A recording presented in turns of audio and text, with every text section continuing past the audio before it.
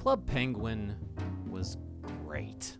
It was a fun virtual world with wacky, goofy humor in it.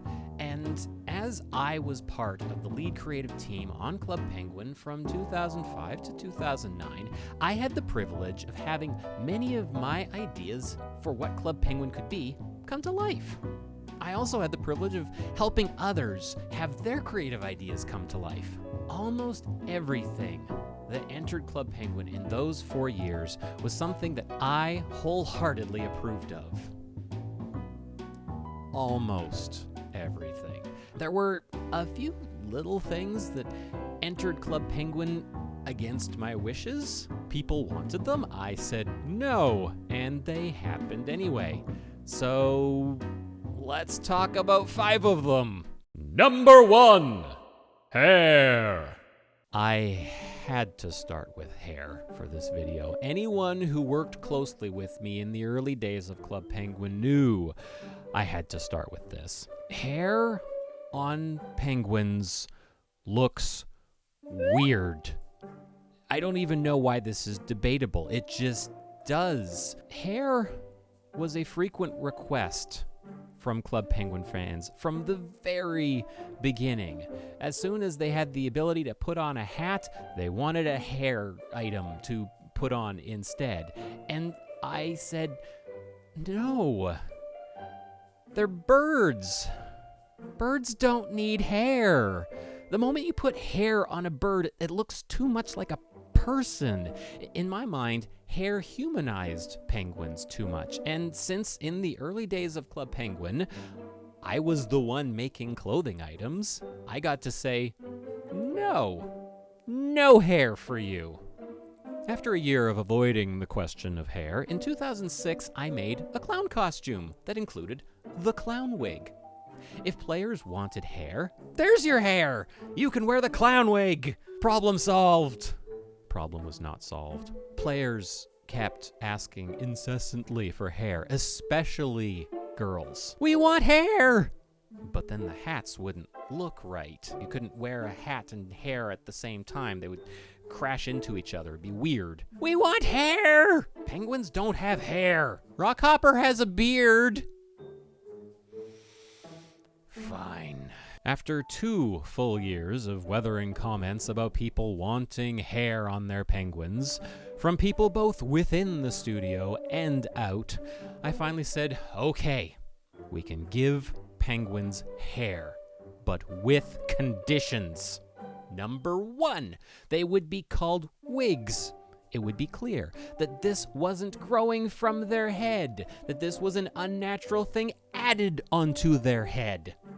Number 2, the hair would look like wigs. They'd be a bit outlandish or silly or overly shiny. They would not look so much like regular hair. It would be clear these are wigs and not hair. Number 3, there would be a vote in the Penguin Times about whether or not the wigs stayed. I had hoped that once there were a few of these wigs out there, that would be enough.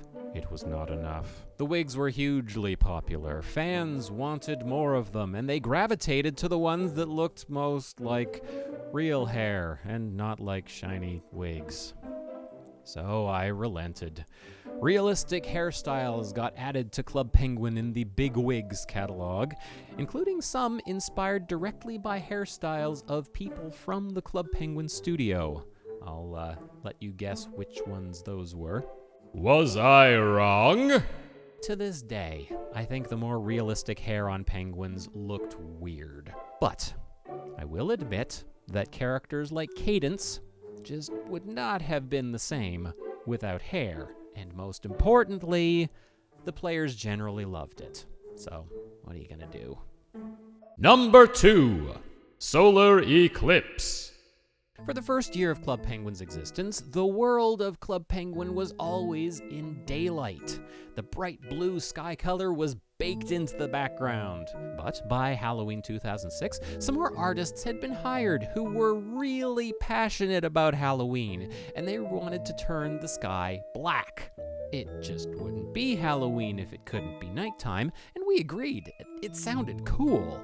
So they went to work, changing all of the outdoor rooms from raster to vector to allow us to change the color of the sky, as well as save on bandwidth, file size, which was a big deal in 2006 when some of our players were still using dial-up modems. However, night created a problem.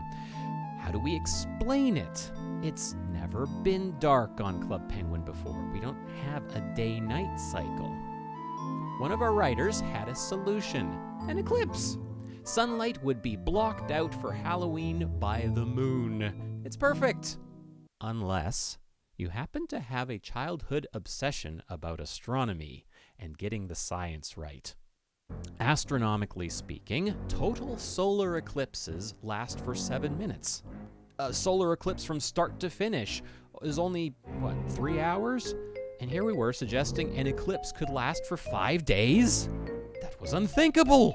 That was astronomically impossible! There must be another solution. But Lane, who you know as Billy Bob, said something along the lines of, "It doesn't matter. That's just how eclipses work in Club Penguin. It's fine." And that was that. Halloween, 5-day eclipse. Against my wishes. So, was I wrong? Well, I wasn't wrong about the actual science of how eclipses worked in the real world, but Billy Bob was absolutely right that players didn't care. All they really cared about was that it was dark and sufficiently gloomy and spooky for Halloween. And I learned a valuable lesson from this. Fictional worlds, like Club Penguin, don't need to conform exactly to our reality and the science of it. They can take liberties with that, as long as the rules of their own world are consistently applied. In the Club Penguin world, an eclipse can last for a week, and that was fine. Number 3, the human voice. Along with being a creative lead on Club Penguin in its early years, I was also able to work on Club Penguin's music and its sound design. Some of its sound design. That one wasn't me. There was always this question, though: what should Club Penguin sound like? Well, one of the early rules that I adopted for sound design on Club Penguin was no human voices. It kind of followed the same logic as hair. I did not want to humanize the world too much, and I felt that having human voices in the world just made it seem a little bit too close to our reality. Now, it's true, early Club Penguin predecessors did contain the human voice. I've been delayed, gonna be delayed. But, in my mind, actual Club Penguin should not contain the human voice. The only time I ever added anything close to my own voice in Club Penguin was whistling in one of Club Penguin's songs that I composed.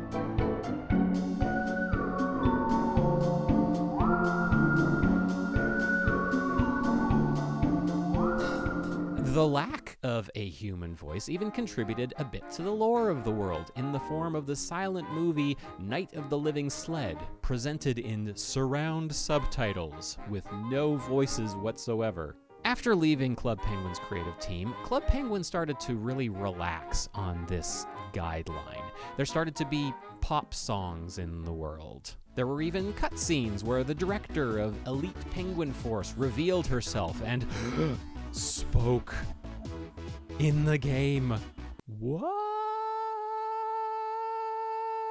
So, was I wrong? Should Club Penguin have kept itself voice-free?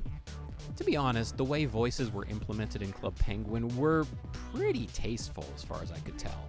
And part of the reason for the no voice rule on Club Penguin was actually technological limitations. Remember what I said before about dial-up modems and download speed and stuff? Well, sound, good quality sound, is a big file size and bandwidth suck.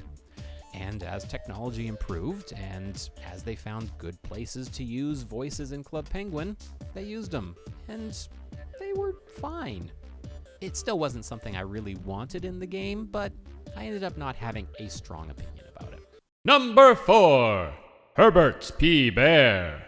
Whoa. Am I actually saying that I opposed bringing Herbert P. Bear, Esquire, to the Club Penguin universe? Yeah, I was actually against that one. Look, here's my reasoning. Club Penguin was supposed to be safe and fun. It was an escape from the challenges and perils of the world. And one of the escapes that we built in was the form of secret agents, and the secret agents went on missions, and those missions were fun. But we encountered a problem. Mission number 1, find a lost puffle. Mission number 2,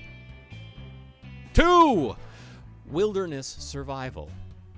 By the time mission number 3 hit, though, the developer of the missions came to the creative team and said, it's already getting kind of tough coming up with obstacles to put in the Penguin's way without some sort of mastermind villain of some kind behind them. To which I said, we don't need a villain. Club Penguin is safe and fun and huggy. Why would we add a villain? But in his mind, we could fit a villain into Club Penguin without ruining the fun.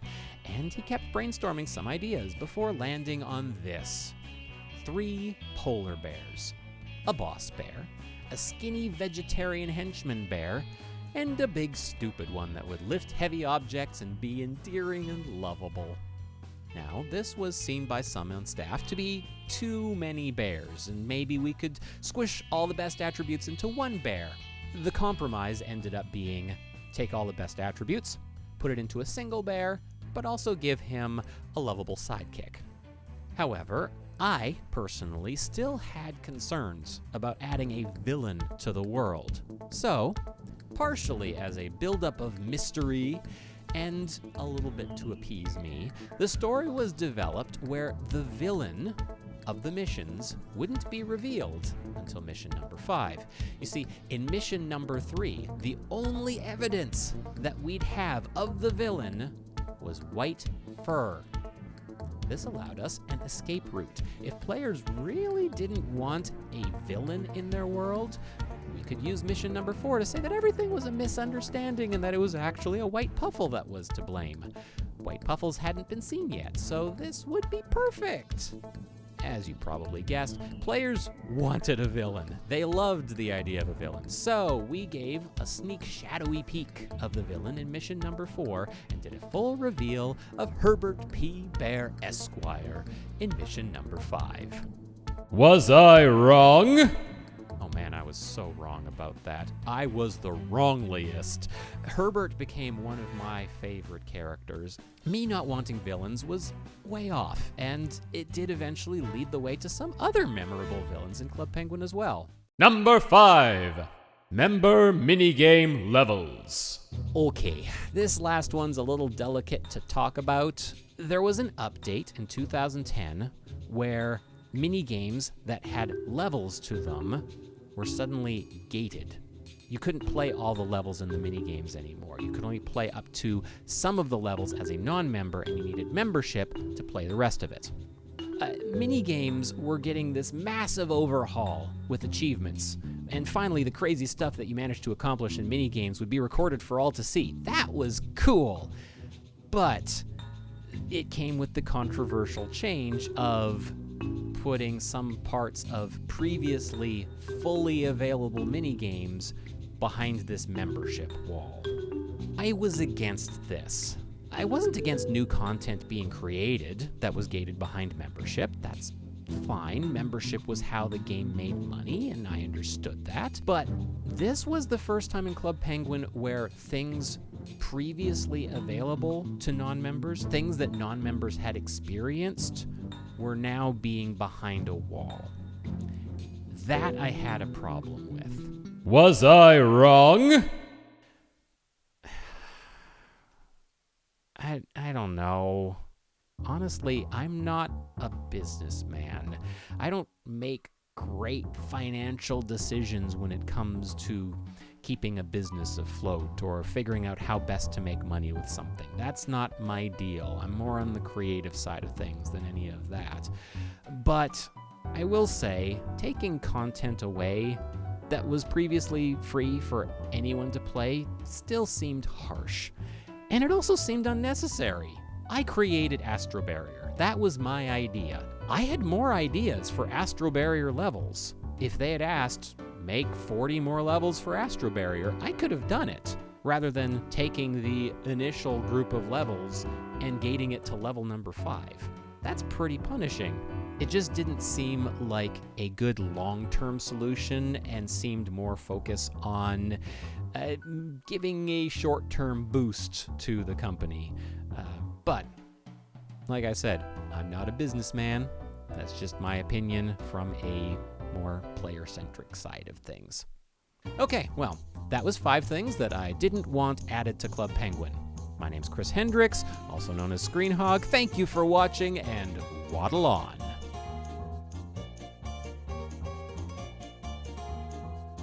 Oh, and please don't ask in the comments section for another video of 5 more things I didn't want added to Club Penguin. This was kind of a one-time deal. It was originally going to be a top 10 list, and I had a hard time coming up with 10. 5 was a stretch. So this is going to be the only one with that particular topic.